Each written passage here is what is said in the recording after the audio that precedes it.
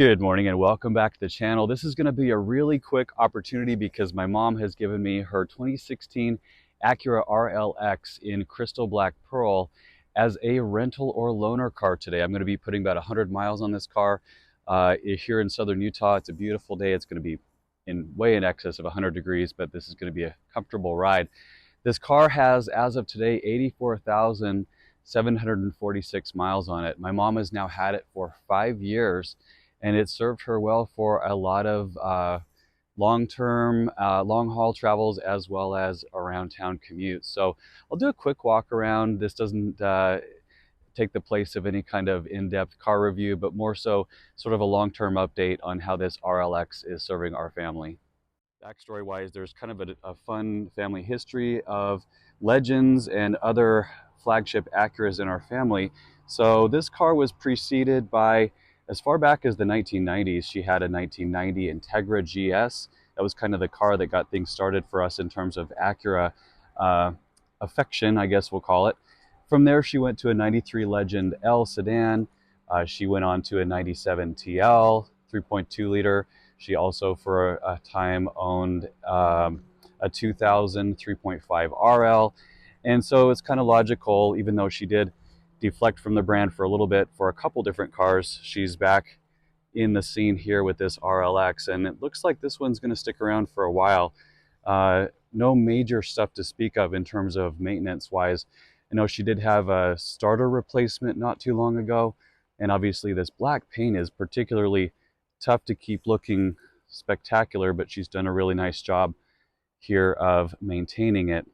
I have some of my luggage here, taking the place of the passenger compartment because I've got about a 50-mile drive this morning, but it is the gray interior. And the car's been incredibly well kept. You can imagine, coming from my family, we all take care of our vehicles to the highest extent. She's got sheepskin seat covers here as well as the all-weather floor mats.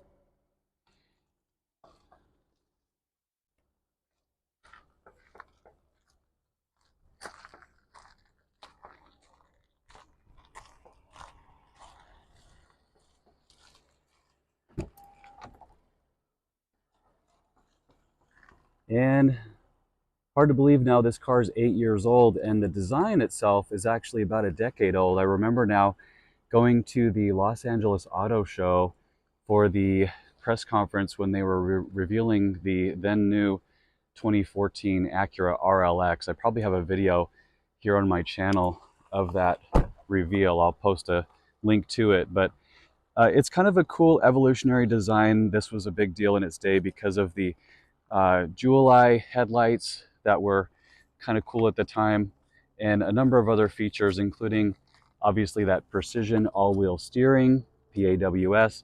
And there was a version of this car that actually came out with a hybrid version. It was called the Sport Hybrid, and they were particularly rare.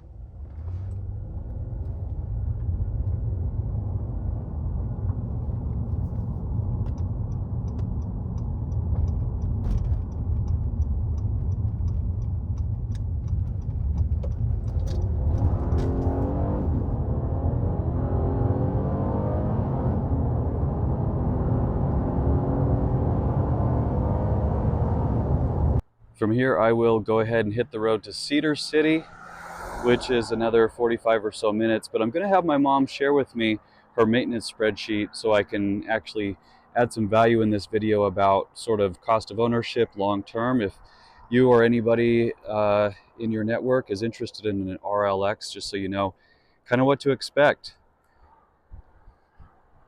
But thanks, Mom, for the rental. Couldn't have asked for a more sleek ride for my brief visit here in southern Utah. We're going to dive a little bit into the backstory on the Acura RLX. I do apologize, I'm congested today, but I wanted to get this video put together anyway. So What's interesting is I didn't realize how much history I have with the RLX until I went into my blog. I actually have 14 different articles related to the car, dating back as far as the concept car unveil in New York at the auto show in late 2012.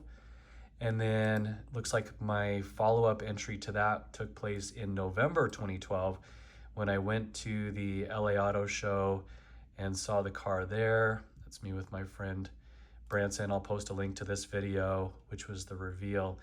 And this was, of course, the P-AWS model. There was a follow-up in one of these other articles about the Sport Hybrid. So looks like my first actual road test for the RLX took place in November of 2013. You can see here I lined up what I then had was a Project G1 Legend Coupe next to my high mileage 94 LS Coupe, and then the RLX P-AWS. That car was a throwback to same color combination that my mom had in an RL 2000 back in the day. There's me with the concept car under the cover. That must have been a throwback pic. Anyway, took the car down to Tucson and summited Mount Lemmon with it, along with some friends. Looks like we had a pretty good mix of vehicles that day. It was a lot of fun. Anyway, then the next one, this was a second trip down to the LA Auto Show when they unveiled the Sport Hybrid version. This was a trip that I took in partnership with the team from Redline Reviews. By the way, they've caught up on a lot of momentum since then. They've now surpassed 1 million subscribers, which is pretty awesome. Here's Rob, who's still part of the team. There's me pretending like I know what I'm doing on camera. And I actually was on their channel for this one particular episode. Anyway, a lot of cool history. It is really tough to believe it's been 10 years since all this happened, 10 years or more really, since the RLX was launched. And now I'm going to walk you through a little bit of Mom's particular car and the cost of ownership over the last 5 years. I have a little bit of record here on Mom's car that I keep here separately. I know she has some documentation as well, but this was the summary. Well, first of all, there's the window sticker. This car was 55,345, finished in crystal black over Seacoast, and it is the Tech model. So this was the summary that Mom and I collaborated on putting together. I took her Word document and put it into Excel so I could tally it up, but about $5,000 spent over the course of 60,000 miles and 5 years. So she picked up the car in February 2019 at $21,579, and it's at just over $85,000 now. The most recent maintenance she did was some brake work, and I counted up. You can see the numbers on handwritten pen there. 9 oil changes over the years and a couple batteries. Otherwise, it's been largely just routine stuff. We did a couple cool updates to the car right after getting it, where we added the factory deck lid spoiler, the Sport Hybrid grille, which was kind of a darker, shiny finish versus just the straight up bright chrome, and a few other small updates. But anyway, that's the vehicle maintenance summary. So you can kind of see what to expect. And I don't think this car really should need a heck of a lot more in the coming years. It's been very bulletproof with that 310 horsepower direct injected 3.5 liter and a 6-speed automatic transmission. So here's an interesting document that I found from online showing RLX sales numbers. You can see here the car went on sale in 2013 for the 2014 model year. And over the course of the next, well, it was technically sold for 7 model years, but you can see there were some carryover cars that were sold after the 2020 discontinuation that just kind of were lingering on lots. So a total of 17,558 units. And I wanted to kind of contextualize that by giving some numbers from another model.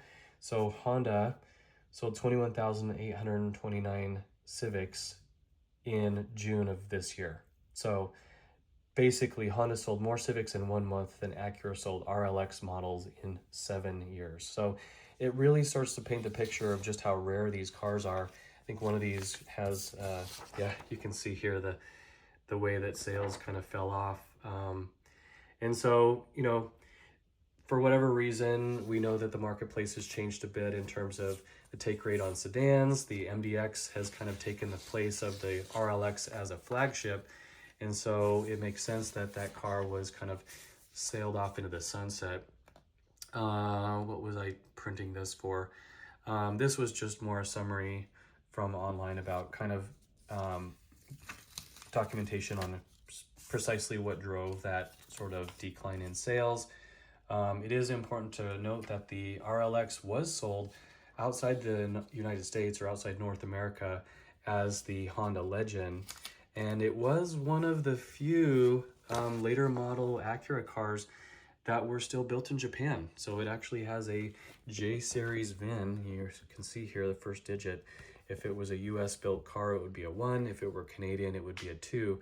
So definitely one of the last of its kind in that regard. But yeah, overall, I feel like it's been a rewarding ownership experience. My mom really enjoys the car, and I don't see any reason why we'll be swapping it out for anything else in the near future. So thanks for checking out this little RLX summary 5-year review, and we'll probably do another one here in the near future. One thing I totally forgot to mention, by the way, these are pictures from the dealership when she bought the car. There are two kind of funky things that have been sort of misbehaving. One of them is the moonroof has been intermittent to the point now where she'll get it open and then it'll act like it doesn't want to close. And so she's kind of just stopped using it for now. The other one was, I believe, the driver's side mirror. The motor keeps wanting to retract it endlessly and kind of just whirs and you know, activates forever.